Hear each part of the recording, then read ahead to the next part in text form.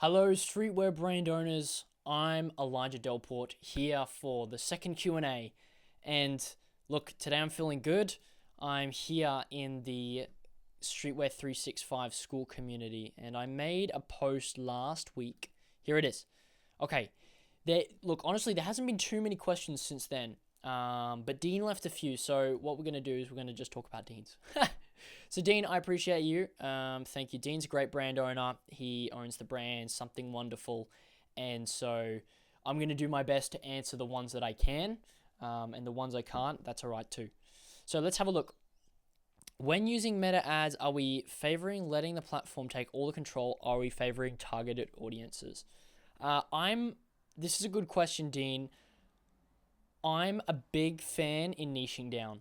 Massive fan of picking a hyper focused audience, because I think something is true for niching down is that although the sample size is smaller, the conversion rates are higher. And so in theory that means you could be paying less per conversion, whatever your metric that you're tracking is, whether that be a garment sale or a website visit or a profile follow or profile visit.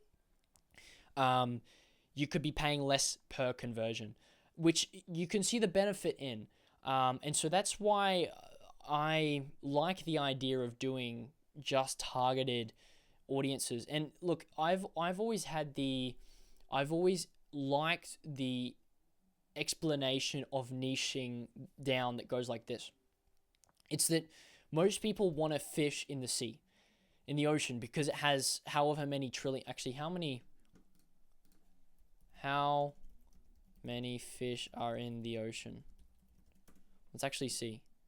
Oh my goodness. Is that 3 trillion? Yeah, 3.5 trillion. Okay, most people, that wasn't super relevant to this, but it's fun anyway. Most people want to fish in the ocean because they go, oh, there is 3 trillion fish there. However, as we know from fishing, anyone who's been or even is remotely familiar with it, I haven't really done much, but you don't need to be to know that if you go fishing in the ocean, it doesn't mean you're necessarily going to catch 3.5 trillion fish. In fact, you're probably not, because it's a big space. It's a really big space. However, if you went fishing in a bucket, there's only 1,000 fish in the bucket, you're going to catch nearly every single one of those fish. So think of it less of there is 3 or 7 billion people in this category and only 100,000 in this category. Take on the mindset that you're fishing in the ocean versus the bucket. And if I were to choose one, it would be the bucket every time. And so, that's what I'm doing with targeting streetwear fashion brand owners, especially ones that want to turn their passion into a career, that are working a day job. This is my version of niching down, and the way you can do that in your fashion brand, in your streetwear brand, is by choosing a niche audience, a lifestyle. It's by selling a conceptual idea that is relatable to a very specific group of people. And so, Dean, in your case, I know a few things about your brand. For Something Wonderful, you're selling the idea of what it means to be an artist and creative, and so you might target your meta ads to creatives or artists, because chances are your conversion rate on people who fit that target audience, that core customer demographic, are going to be more likely to favor your brand over just someone who likes fashion. And so, yeah, that's another thing, is that some people, I see a lot of brands using the marketing of fashion influencers. So that's who they'll choose. People who are just, they'll just target people who are interested in fashion. But it's funny because you'll notice that large brands don't do that. Like my mum wears Nike, and she's not necessarily a real a streetwear fashion person. And so my point is, with that, don't just target the fashion people. Target people who have a specific interest in something beyond fashion, because chances are your niche isn't fashion. Your niche is you're using fashion to represent another niche, right? In another interest, another passion, another identity, another meaning, another concept. So think about that when you're targeting ads. Okay, how much should I put into packaging and presentation? Good question. I like to think of all business in two most basic parts. And it can be summarized in the very thing that you will call yourselves clothing brands. Clothing brands. Okay, inside of that word and that phrase, clothing brands, that title, there are two elements. There's clothing and there's the brand. Okay? So first there's product, clothing, right? And that's everything to do with your product. I mean, pretty simple. I don't really need to explain that. I'm trying to, but I don't need to, right? The second side of that is brand, and that's everything to do with how you market the product. It's not changing anything about the product itself. It's just about what frame do you put around it, where do you place it. It's like I always like the analogy of if you put a trash can in an art gallery, well now it's art. Okay, the object itself hasn't changed, but you changed the frame around it, and well, yeah, heck yeah, it does change what's inside. Or if you put a cheap frame on a really crappy painting, if you put a cheap frame on a great painting, it's going to make the painting look cheap. Versus if you put an expensive frame on a crappy painting, right, whatever we consider to be crappy, now all of a sudden it looks like a masterpiece. I know lots of art examples here, but it works. And so they are the two parts of business. Now, to your question, how much money should I put into packaging and presentation? Packaging and presentation is one part. And it's one of those things that I believe crosses into both product and marketing. And here's how. It's product because it has some practicality and functionality to it. Packaging and presentation, I would in some ways group with just the shipping, the way you ship a t-shirt, for example. However, it's also marketing because the lasting effect, the lasting emotion or feeling that's left with the person who received the packaging and presentation matters. And that is marketing for your brand. So if you're a luxury brand, you put it in a nice box and it has magnets on the side and it has a nice vacuum seal and you pull it up and it's like the Apple unboxing. It's an experience. Versus if you buy something from Zara or from Temu. Oh my goodness. God forbid you buy anything from Temu, right? That is going to be, you have a much lower expectation. And so think about what kind of effect you want to, or feeling you want to leave with your audience. Now, one issue, this links to a question that I got from a brand owner recently, and it was, I've been investing, it was to do with the fact that he had a problem with fluctuating sales, and he was investing all of his money to improve his product. And it was a massive facepalm moment for me anyway, because, I mean, this is not, I'm not going to act like this is something super obvious that everyone should know, right? Because that would be really big-headed of me. That's not what I'm going to do, and I hope I'm not making you feel like that by answering it in this way. However, the reason it was a facepalm moment is because it disregarded the other part of having a clothing brand. Again, clothing and then brand. And it was the brand, the marketing. And because you're an e-commerce brand, most likely, you don't have an in-person store, which means 100% of your sales come from social media. So how much money should you put into packaging and presentation? Well, not all of it. That's the best answer I can give you. Not all of it, because you need to save some, probably a large portion, to investing into actually reaching your customers. Because the truth of the matter is, if you don't invest into your customers, time and money into exactly where your customers are, aka social media, then the packaging and presentation won't matter because no one's going to be buying your stuff anyway. Truth. That's the truth. Or very little people anyway. Less than you ideally would like. So, I don't know. I don't think a 50% split is necessarily the idea that you should run by, that 50 goes into product and 50 goes into marketing. However, yeah, it's hard to say because, I think then again, the other side of it is it's really packaging and presentation is important because you can only do so much with social media in terms of a customer's experience with your brand. And it's a real defining moment when they receive your product for the first time. And that that moment defines whether they'll buy with you again or never again. Truly, that moment when they receive your product, that first time they put it on and they get the perfect fit and the material feels better, it exceeds their expectations, and the fit is so nice because you did that extra sample, and even the packaging experience leading up, it didn't feel like just cheap, right? But balance it out at the end of the day, with, because this, like, packaging does cost a lot, and it's not necessarily something that you are charging your customers for. You're paying for that out of pocket in hopes that it will convert to increased customer loyalty, maybe, or an increased positive perception or luxury perception of your brand. You need to weigh up the cost of your packaging with the perception or the value of that perception of your brand, and just consider, is that worth the cost? Is that worth the cost? And many times it will be, sometimes it won't be.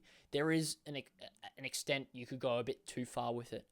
But, even play, like, here's what I would do. I'd experiment with it. Like, I think in this, I'm a big fan of reinvesting 100%. Reinvesting 100%. And not just increasing the quantity of your next drop, okay? That's not exactly what I mean. I mean, for one drop, why don't you just go all out on investing every single dollar of your profits from your last drop into making the packaging the most beautiful packaging you've ever made in your life. Like, get boxes, write handwritten notes for every single one of your customers. See what the effect is. And then try something else the next drop. Maybe bring it back a bit, something that's more manageable. I'm not saying go crappy. Don't send them, like plastic bags that rip and are just horrible for the environment, right? You want to put some effort into it. I'm just saying, use the money to test things out, try things out, reinvest 100%. If it doesn't work, that's okay. Try again. So I don't know. There's no straight answer to it. Sorry if you're looking for one. I don't have one. Maybe someone else does. I don't. But how much money should I put into packaging and presentation? I hope that answered to it. Oh, yeah, look, I'll say one last point on this question. Packaging, let me come in real close for this. Packaging and presentation, money is not the only investment you can make. Time is an investment, and it's a serious one. So I mentioned it before briefly. Write some handwritten letters. That is investing into packaging and presentation, but not with money. Now, you might go, well, you can't scale that up. Hell yes, you can. If you've got money, you can scale that up. You can hire people to write notes. And if it has a serious effect on your brand and your customer loyalty, well, that could be worth it, right? In fact, I think it was someone else in our community this week said, yep, here we go. Tristan, he said, yes, bro, I message back every customer who buys and tell them welcome to the family and refer to those with my clothes as members. He sends a message to every single person who buys. Look at this. The people who do buy let me start again. The people who do buy feel a deeper connection with the brand as they feel like a community. Adds exclusivity. It creates brand growth. And I'm sure like this can make more wanting to become a part of the community, right? It's making people want to become part of the community. This makes sense. Tristan is messaging every single person who buys. You can do the same by doing a handwritten note. Now, it's part of the benefit of being small scale that you can do that. Like this community that I'm doing right now, it's small scale. We're at 61 members. I dream of growing this thing to 1,000 members by the end of the year. What's something that I'm doing right now? Well, recently, maybe not necessarily right now, but in the recent past, I've been welcoming every single member with a message. Where is it? Yeah, here we go. Welcome, Cooper. Welcome to the Streetwear 365 community. I now invite you to call this community your own. Here are a few ways to get started, right? This is something you can do at small scale. If you're doing less than 200 units, just write those cards. Just handwrite them. Do it because, heck, like maybe just say 1 in every 5 of those handwritten cards equates to a customer that loves your brand. and it will buy and buy and buy and buy and buy and buy and buy and buy and buy and buy and buy again. That's worth something. All right. So that's huge. That's huge.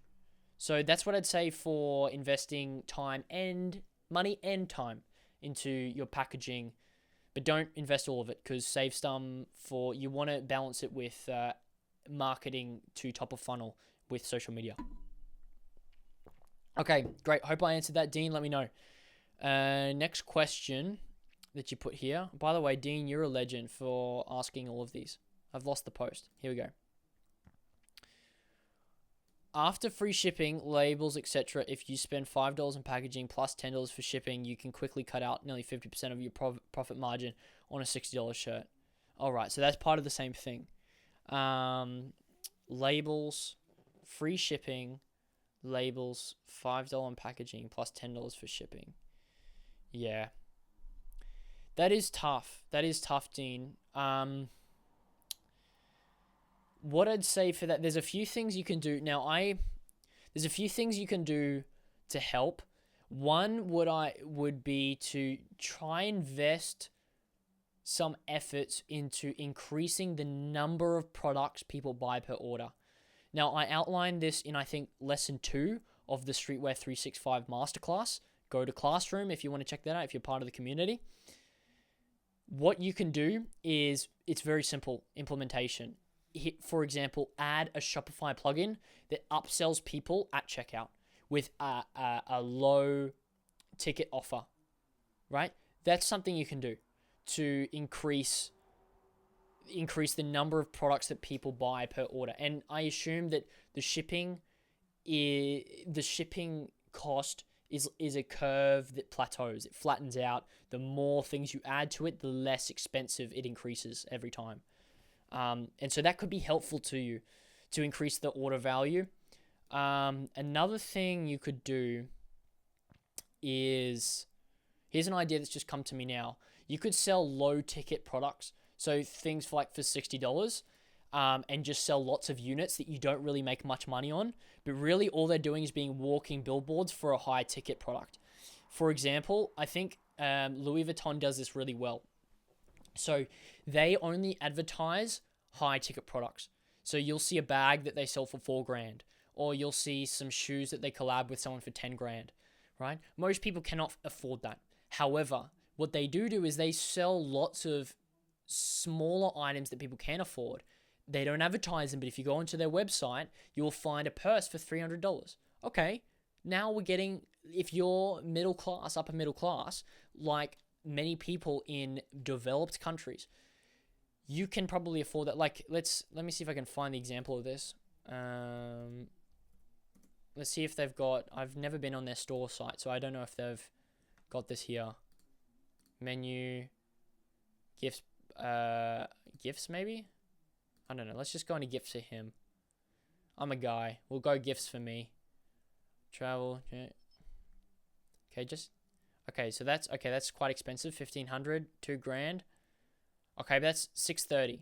So yeah, expensive, but less so. Like, let's just goodness, a notebook, 15. City Guide, $72. Interesting. Yeah, okay, let's just take this one of these for example. And this one here. Like, it's $630. They would never advertise this. This for Louis Vuitton, they're a luxury brand, right? So they're still not going to be cheap, but this for Louis Vuitton is very cheap. It's a very cheap product. They are not going to advertise this, and they don't. You never see a small purse advertised. However, it's on there for people who have a smaller budget that still want to. So in effect, Louis Vuitton retains their image and then sells low ticket stuff. So my point with that is that you could sell these like $60 t-shirts and then have a few products that are really expensive that a few people buy. But maybe you just sell them at a loss, not at a loss, but like breaking even, close to. But at the end of the day, you like those those higher priced items, you make they have a really high profit margin. The other thing is increasing the price of your products. Yeah, look, to be honest, Dean, I think this is probably just a problem of units and price, because right now I'm assuming that in some ways you're having to compete on price because you haven't established yourself in culture. This is the benefit of establishing your brand in culture and building a community, right? This is the real business benefit around posting content that has nothing to do with your product, right? Nike does this all the time. Why? Because they have cultural drive, and they're building that because therefore, their aftermarket, the aftermarket price of some of their sneakers soars like crazy, 10, 20x, right? So this is the benefit of having driving culture. If you keep building a community and posting content about your brand message, build a community super strong around it, increase the demand, and always keep the demand higher than the supply, then you can increase your prices and justify it, and there will always be people there to buy it.